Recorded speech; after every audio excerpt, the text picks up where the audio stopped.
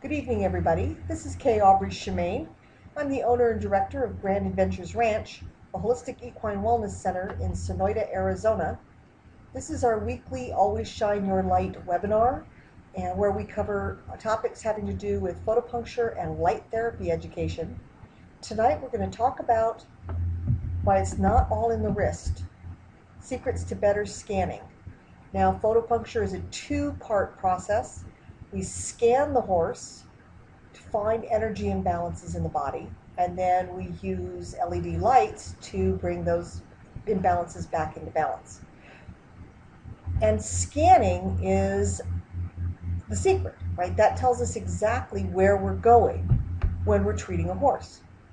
But it's not as easy as just waving a magic wand. We actually have to go over all parts of the horse. And there's some tips and tricks that help things to get better results. So first, we start with a dry, clean horse. That's key. If you're working on other people's horses, it's a really good idea to set expectations, and especially the first few times that you're working with them, let them know that you need that horse to be clean and dry when you arrive, or you're going to charge them for cleaning time, unless they're a really good customer. The next thing is you want a good wet sponge for grounding. You also want to be pretty well hydrated, but you do not want to use a sponge that's too dried out. We want the horse to be out of direct sunlight so they're not getting hot. When you're scanning with the wand, you want the tines of the wand to be perpendicular to the body. You're going to scan with the hair, the way the hair flows over the body, instead of just whatever way you think would be most convenient for your hand to go. You're going to use steady, light pressure. Long, steady strokes are best. And don't pull the skin with the wand. So we're going to go into those just a little bit more in depth. First of all, let's start with a clean, dry horse, and not the guys we see here in this pasture. This is our nightmare. Believe it or not, I've shown up for a session to have horses look like this. Wet spots cause the scanner to alert. All right, the sound that we're looking for when the scanner is scanning the horse is a high-pitched tone, and if it hits a wet spot, whether it's from sweat, whether it's because you accidentally already put the sponge there, whether the horse was just cleaned and didn't get a chance to dry, the scanner will start screaming, okay? And dirt, debris, tangled hair, the comb catches in those, and we get false noise. We get anything from chirps and chatter to all the way up to loud alerts, because it has gotten caught, it pulls the skin, and so we get a lot of false information. Now, when we're grounding, to use the system, we have to create a circuit between the horse's body and ourselves. And the way we do that is we use a wet sponge that helps to make that electrical circuit go through. Okay. Now I'm really fussy. I'm always pushing people to have as wet a sponge as they can, to where it's just not so wet that it drips. So if they squeeze it, it's not pouring down the horse. But that helps to get a much better connection. The system comes with little bitty tiny sponges. We've discovered we love having a great big thick sponge that has a Velcro strap through it you can stick your fingers through. It's great. The horse shies, it moves away, your sponge doesn't fall on the ground. It only took me about 18 years till my assistant Karen came up with a better way for me to look and go, why didn't I think of that? Because we were always rinsing off dirty sponges. Keep the horse out of the direct sun. Sometimes you go get called out to a ranch and there's no way around it. You'll try to get in the shade of a tree, whatever. But the best is to be indoors, because horse's skin is designed to pull the heat of the sun in and to store it. And so they really heat up rapidly in the sun, and the scanner just picks that heat up as inflamed tissue or inflammation. So stay out of the sun when you're scanning if at all possible. Always scan with the way the hair flows. When you scan against it, you irritate the heck out of the horse. and B, you get a whole lot of alert noises that's just chatter. It's just false noise. So it's a good idea to have enough light where you are to be able to see. Of course, if the coat is so slick that you can't tell, you're probably not going to have a problem.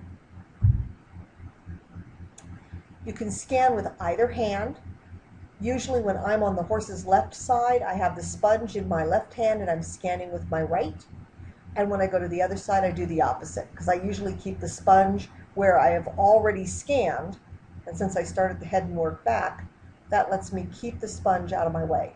But just figure out a pattern that works well with you. There's not a wrong way to do it. Short, jerky strokes, however, A, it's going to take you a lot longer to scan the horse.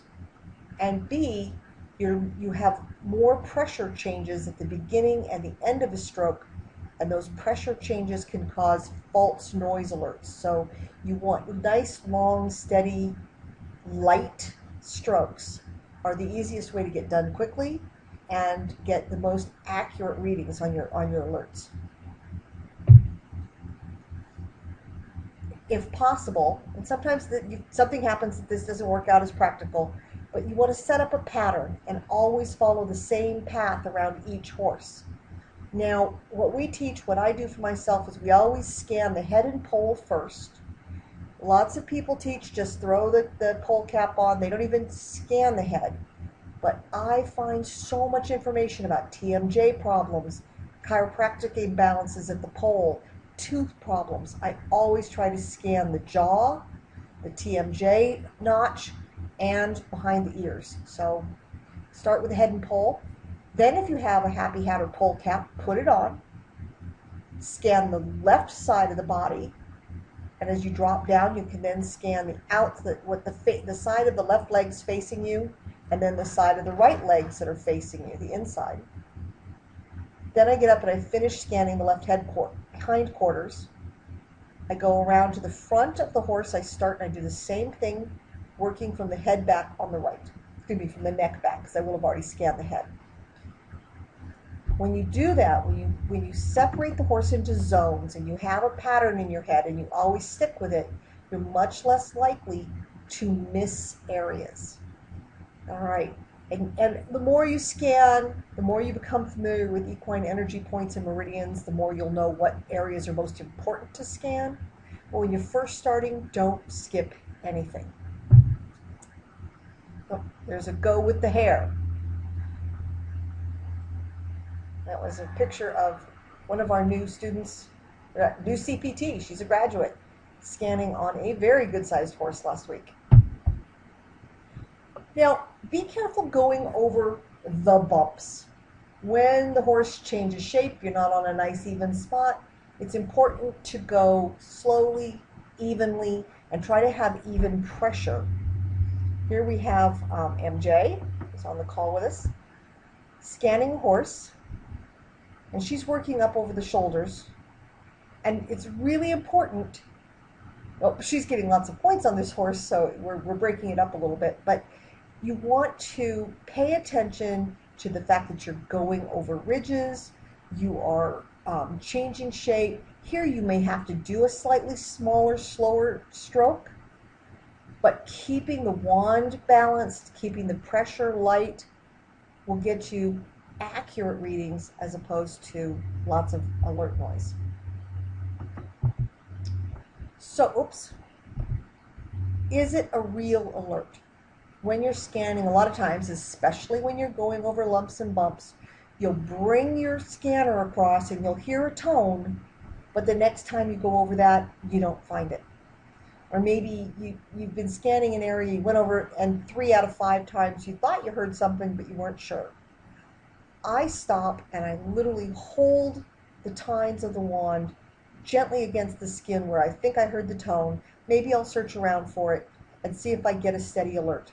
If there really is an energy imbalance there, just holding the wand means it'll make a good, clear, loud tone.